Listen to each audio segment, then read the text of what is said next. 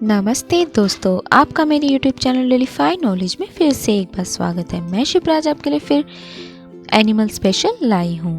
पहला, क्या आप पूडल मौत के बारे में जानते हैं? यह वेनेजुएला में पाया जाता है, जो कि अभी तक एक अज्ञात कीट है। यह नाम इसकी शारीरिक बनावट की तुलना एक पतंगे और एक पूडल के बीच क्रॉस से किया गया है। ये दिखने में बहुत प्यारे होते हैं।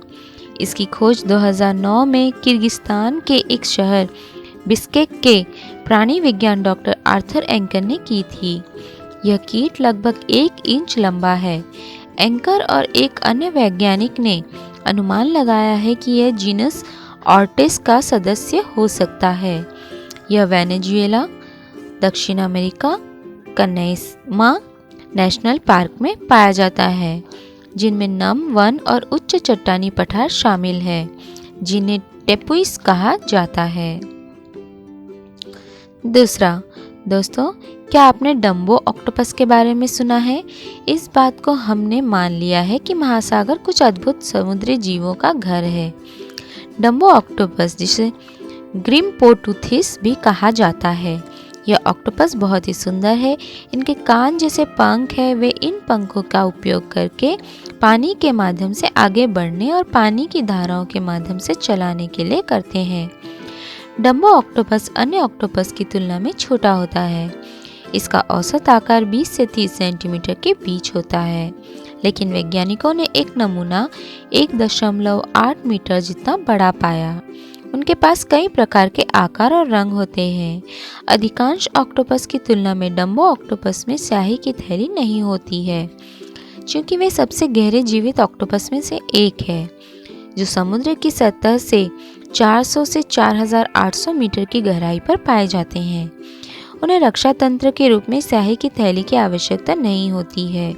वे केवल न्यूजीलैंड, ऑस्ट्रेलिया, कैलिफोर्निया, फिलीपींस और न्यू गिनी के आसपास ही देखे गए हैं। क्योंकि वे इतने गहरे पानी में रहते हैं, शिकारियों और शिकार दुर्लभ है। जब एक डम्बो ऑक्टोपस को खाने के लिए कुछ मिलता है तो वह अपने शिकार को एक शक्तिशाली घूंट से निगल जाता है। यह 3 से 5 साल तक जीवित रहते हैं।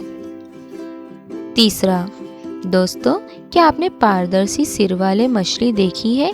इस प्रजाति की खोज और वर्णन 1939 में अमेरिकी समुद्री जीव विज्ञानी विल्बर्ट मैक्लियोड चैपमैन द्वारा किया गया था।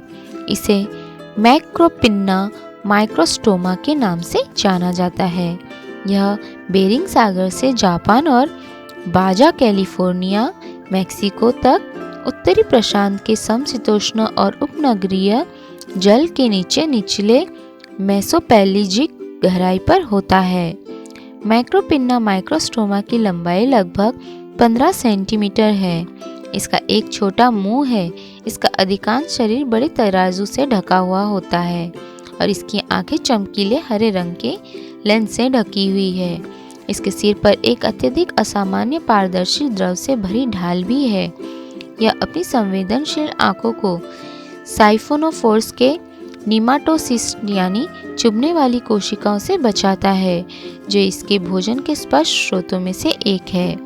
दोस्तों, है ना अजीब पर वास्तविक? चौथा, दोस्तों, क्या आपने कभी हाथी पक्षी देखा है? अपने नाम के बावजूद हाथी पक्षी एक पूर्ण विकसित हाथी के आकार के आसपास कहीं नहीं था, हालांकि यह लगभग उतना ही लंबा था। हाथी पक्षी एपियोनिर्स का सबसे बड़ा नमूना 10 फीट लंबा था और इसका वजन लगभग 1000 पाउंड था और इसलिए इसे अब तक का सबसे बड़ा पक्षी बनाने के लिए पर्याप्त है। एपियोनिर्स के अंडे इतने दुर्लभ नहीं है, फिर भी इसे बेशकीमती बनाया गया है।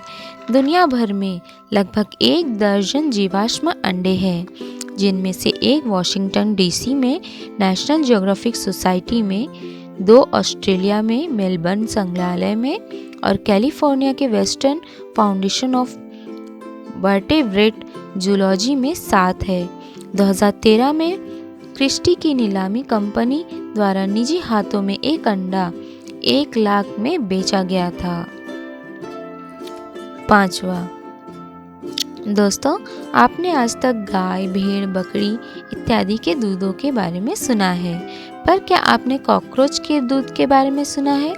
कॉकरोच का दूध एक प्रोटीन युक्त क्रिस्टलीकृत पदार्थ है जो एक विशिष्ट प्रकार के कॉकरोच द्वारा निर्मित होता है, जिसे डिप्लोप्टेरा पंक्टाटा कहा जाता है। यह प्रजाति अद्वितीय है क्योंकि यह जीवित संतानों को जन्म देती है। सदस्य अपने विकासशील युवाओं के लिए भोजन के रूप में काम करने के लिए प्रोटीन क्रिस्टल के रूप में दूध बनाते हैं। वैज्ञानिकों ने पता लगाया कि दूध जैसे क्रिस्टलीय पदार्थ पौष्टिक होता है और इसे संपूर्ण भोजन माना जाता है क्योंकि यह प्रोटीन, कार्बोहाइड्रेट और वसा का एक अच्छा स्रोत है। इसके दूध में सभी 9 आवश्यक अमीनो एसिड भी पाए जाते हैं जो केवल हमारे आहार के माध्यम से हमें प्राप्त होता है। इनके दूध को इकट्ठा करना वर्तमान में श्रम साध्य प्रक्रिया है। इसमें एक मादा कॉकरोच और उसके भ्रूण को मारना शामिल है जब वह लैक्टेट करना शुरू कर देती है और फिर उसके मध्य आंच से क्रिस्टल की कटाई की जाती है। केवल 100 ग्राम दूध बनाने के लिए 1000 से अधिक कॉकरोच को मारने का समय लगेगा। अनुसंधान से पता चला है कि यह गाय, भैंस और मानव स्तन के दूध की तुलना में 3 गुना अधिक पौष्टिक है। इसमें प्रोटीन 45%, कार्ब्स 25%, वसा 16 से 22% और अमीनो एसिड 5% है।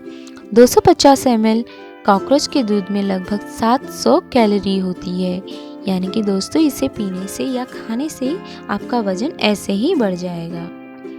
तो दोस्तों आज की दी हुई जानकारी आपको कैसी लगी मुझे कमेंट बॉक्स में ज़रूर बताइए और मेरे इस वीडियो को लाइक, शेयर और सब्सक्राइब करना ना भूलिए। Thank you.